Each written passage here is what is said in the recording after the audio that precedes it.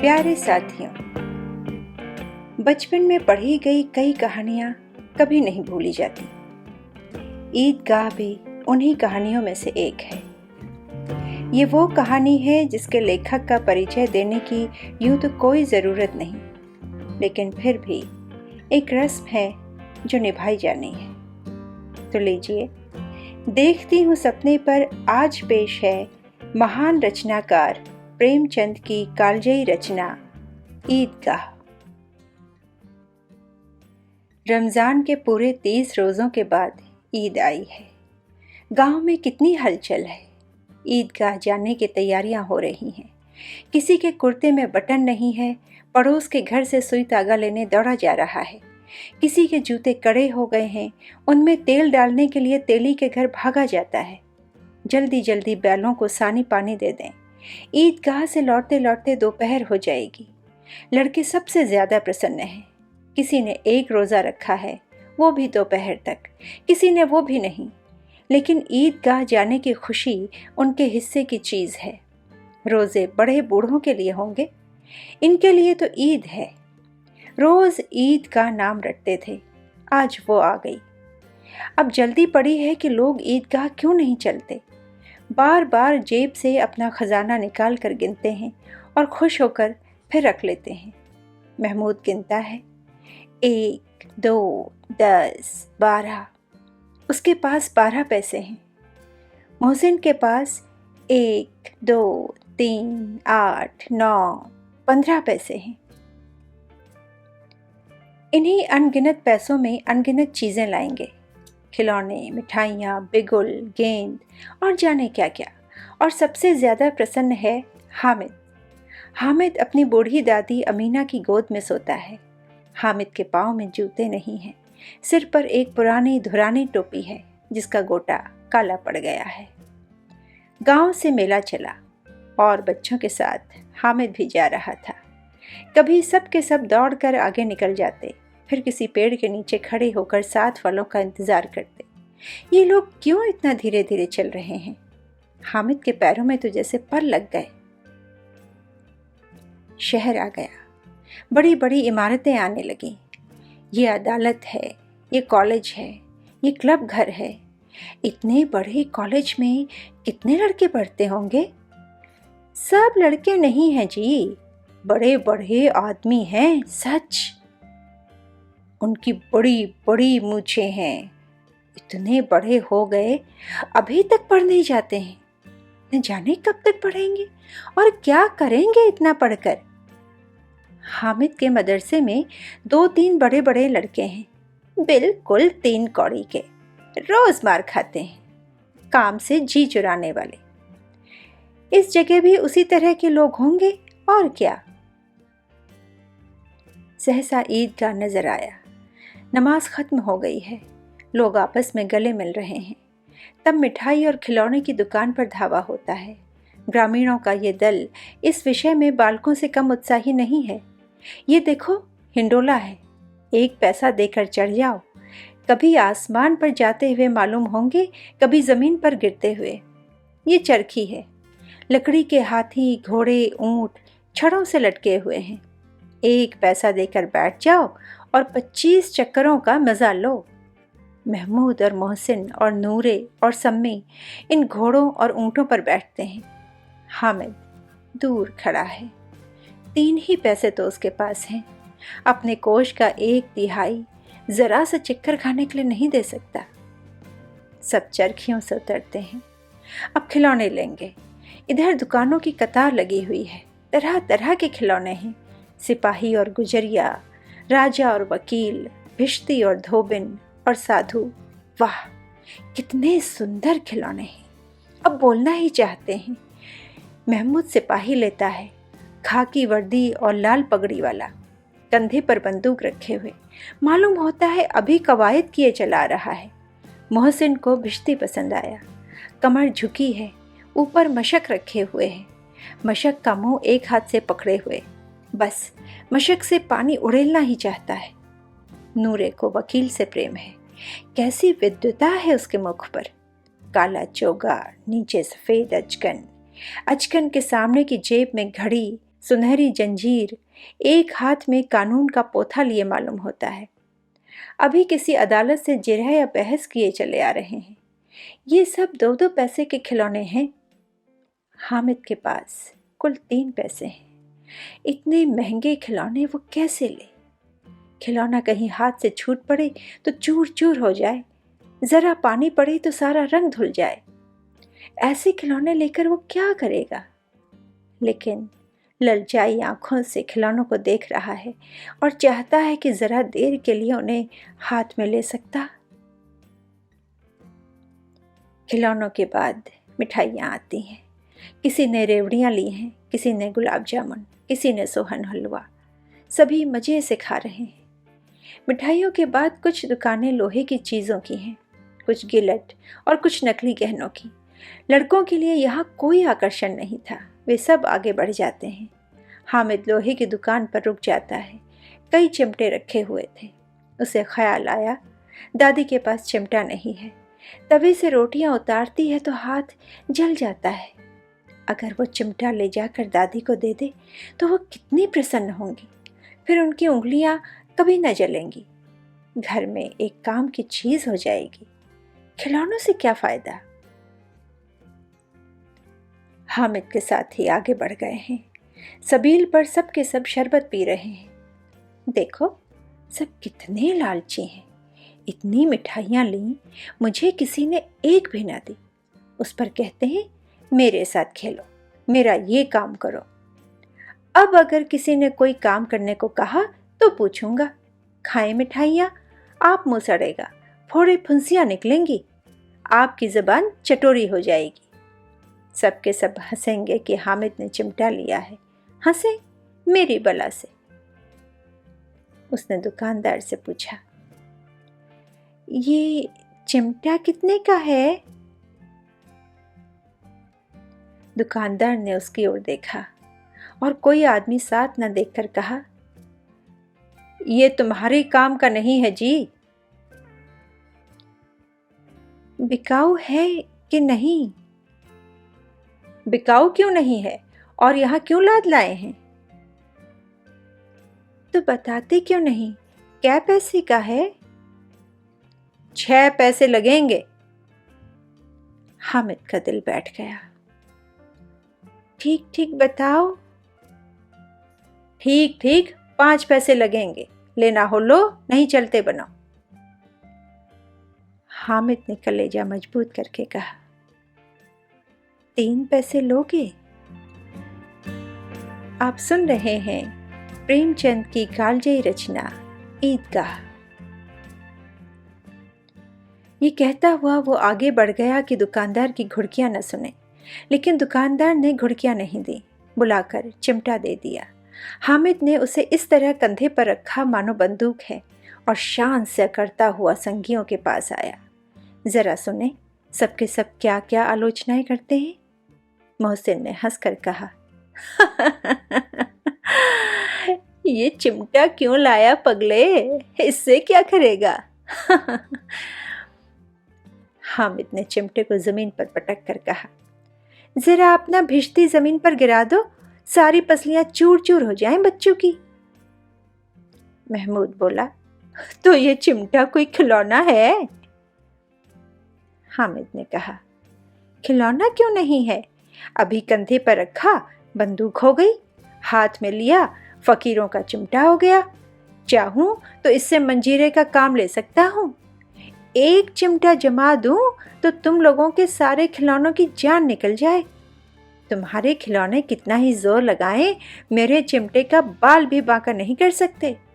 मेरा बहादुर शेर है चिमटा। सम्मी ने खंजरी ली थी, प्रभावित होकर बोला, मेरी खंजरी से बदलोगे? 2 आने की है। हामिद ने खंजरी की ओर उपेक्षा से देखा। मेरा चिमटा तो तुम्हारी खंजरी का पेट फाड़ डाले। बस एक चमड़े की झिल्ली लगा दी, ढब ढब बोलने लगी। जरा सा पानी लग जाए तो खत्म हो जाए। मेरा बहादुर चिमटा आग में, पानी में, आंधी में, तूफान में बराबर डटा रहेगा। चिमटे ने सभी को मोहित कर लिया, लेकिन अब पैसे किसके पास धरे हैं। फिर मेले से दूर निकल आए हैं। 9 कब के बज गए। धूप तेज हो रही है। घर पहुंचने की जल्दी हो रही है। बाप से जिद भी करें तो चिमटा नहीं मिल सकता। हामिद है बड़ा चालाक, इसीलिए बदमाश ने अपने पैसे बचा रखे थे। अब बालकों के 2 दल हो गए हैं। एक और मिट्टी है, दूसरी ओर लोहा। अगर कोई शेर आ जाए तो मियाँ भिश्ती के छक्के छूट जाएं। मियाँ सिपाही मिट्टी की बंदूक छोड़कर भागे। वकील साहब की नानी मर जाए, चोगे में मुंह छिपाकर जमीन पर लेट जाए। मगर ये चिमटा, ये बहादुर, ये रुस्तमे हिंद लपक कर शेर की गर्दन पर सवार हो जाएगा और उसकी आंखें निकाल लेगा। मोहसिन ने एड़ी चोटी का जोर लगाकर कहा, अच्छा, पानी तो नहीं भर सकता। हामिद ने चिमटे को सीधा खड़ा करके कहा, भिश्ती को एक डांट बताएगा तो दड़ा हुआ पानी लेकर द्वार पर छिड़कने लगेगा। मोहसिन परास्त हो गया, पर महमूद ने कुमुक पहुंचाई, अगर बच्चू पकड़े जाएं तो अदालत में बंधे बंधे फिरेंगे, तब वकील साहब के ही पैरों पड़ेंगे। हामिद इस प्रबल तर्क का जवाब न दे सका। उसने पूछा, हमें पकड़ने कौन आएगा? नूरे ने अकड़ कर कहा, ये सिपाही बंदूक वाला। हामिद ने मुंह चढ़ाकर कहा, ये बेचारे हम बहादुर रुस्तमे हिंद को पकड़ेंगे? हाँ, अच्छा लाओ, अभी जरा कुश्ती हो जाए, इसकी सूरत देखकर दूर से भागेंगे, पकड़ेंगे क्या बेचारे? मोहसिन को एक नई चोट सूझ गई। तुम्हारे चिमटे का मुंह रोज आग में जलेगा। उसने समझा था कि हामिद लाजवाब हो जाएगा, लेकिन ये बात ना हुई। हामिद ने तुरंत जवाब दिया, आग में बहादुर ही कूदते हैं जनाब। आग में कूदना वो काम है जो रुस्तमे हिंद ही कर सकता है। महमूद ने एक जोर लगाया, वकील साहब कुर्सी मेज पर बैठेंगे, तुम्हारा चिमटा तो बावर्ची खाने में जमीन पर पड़ा रहेगा। इस तर्क ने सम्मी और नूरे को भी सजीव कर दिया। कितने ठिकाने की बात कही है पट्टे ने। चिमटा बावर्ची खाने में पड़े रहने के सिवा और क्या कर सकता है? हामिद को कोई फड़कता हुआ जवाब न सूझा तो उसने धांधली शुरू की, मेरा चिमटा बावर्ची खाने में नहीं रहेगा। वकील साहब कुर्सी पर बैठेंगे तो जाकर उन्हें जमीन पर पटक देगा और उनका कानून उनके पेट में डाल देगा। कानून को पेट में डालने वाली बात छा गई, ऐसी छा गई कि तीनों सूरमा मुंह ताकते रह गए। हामिद ने मैदान मार लिया। उसका चिमटा रुस्तमे हिंद है। अब इसमें मोहसिन, महमूद, नूरे, सम्मी किसी को भी आपत्ति नहीं हो सकती।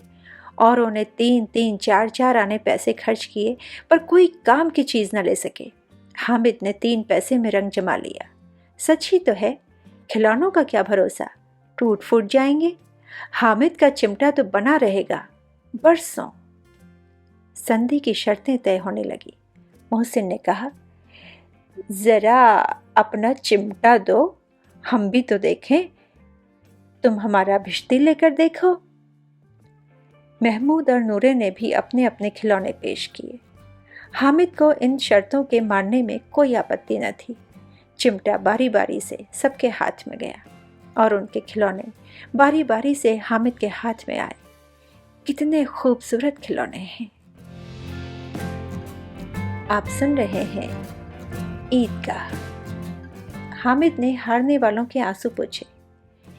मैं तुम्हें चढ़ा रहा था, सच। ये चिमटा भला इन खिलौनों की क्या बराबरी करेगा? मालूम होता है अब बोले तब बोले। मोहसिन ने कहा, लेकिन इन खिलौनों के लिए कोई हमें दुआ तो ना देगा? महमूद ने कहा, दुआ के लिए फिरते हो? उल्टे मार न पड़े। अम्मा जरूर कहेंगी कि मेले में यही मिट्टी के खिलौने मिले। हामिद को स्वीकार करना पड़ा कि खिलौनों को देखकर किसी की माँ इतनी खुश न होगी जितनी दादी चिमटे को देखकर होंगी। फिर अब तो चिमटा रुस्तम हिंद है और सभी खिलौनों का बादशाह। रास्ते में महमूद को भूख लगी। उसके बाप ने केले खाने को दिए। महमूद ने केवल हामिद को साझी बनाया। उसके अन्य मित्र मुंह ताकते रह गए। ये उस चिमटे का प्रसाद था। 11 बजे गांव में हलचल मच गई। मेले वाले आ गए। मोहसिन की छोटी बहन ने दौड़कर भिश्ती उसके हाथ से छीन लिया और मारे खुशी के जो उछली तो मियाँ भिश्ती नीचे आ रहे और सीधे परलोक सिधारे। इस पर भाई बहन में मारपीट हुई। दोनों खूब रोए। उनकी अम्मा ये शोर सुनकर बिगड़ी और दोनों को ऊपर से 2-2 चांटे और लगाए। मियाँ नूरे के वकील का अंत इससे ज्यादा गौरवमय हुआ। वकील जमीन पर या ताक पर तो बैठ नहीं सकता। दीवार में 2 खूंटियां गाड़ी गईं। उन पर लकड़ी का एक पटरा रखा गया। पटरे पर कागज का कालीन बिछाया गया। वकील साहब राजा भोज की भांति सिंहासन पर विराजे। नूरे ने उन्हें पंखा झलना शुरू किया। मालूम नहीं पंखे की हवा से या पंखे की चोट से वकील साहब का चोला माटी में मिल गया। फिर बड़े जोर शोर से मातम हुआ और वकील साहब की अस्थि घूरे पर डाल दी गई। अब रहा महमूद का सिपाही। उसे चटपट गांव का पहरा देने का चार्ज मिल गया। लेकिन पुलिस का सिपाही पालकी पर चलेगा।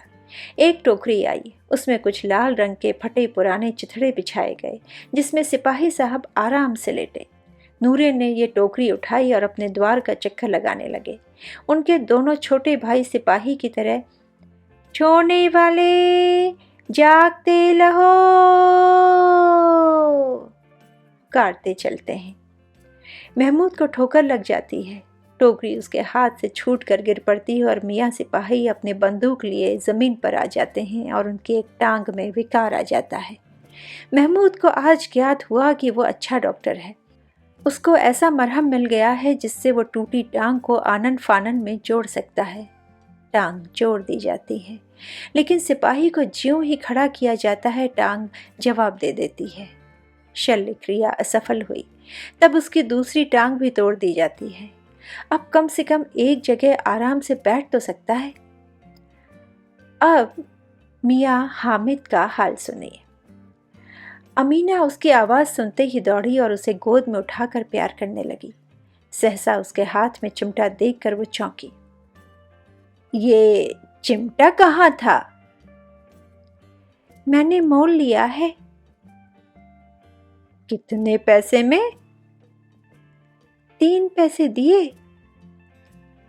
अमीना ने छाती पीट ली। ये कैसा बेसमझ लड़का है कि दोपहर हुआ कुछ खाया न पिया, लाया क्या? ये चिमटा। सारे मेले में तुझे और कोई चीज न मिली जो ये लोहे का चिमटा उठा लाया? हामिद ने कहा, तुम्हारी उंगलियां तवे से जल जाती थीं, इसलिए मैंने इसे ले लिया।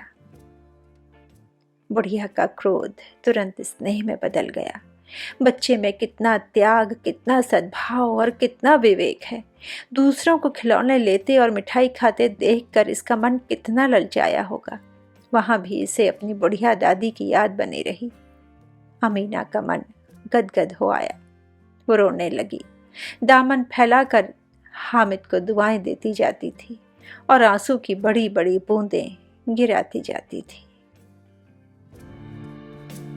आप सुन रहे थे प्रेमचंद की कहानी ईदगाह।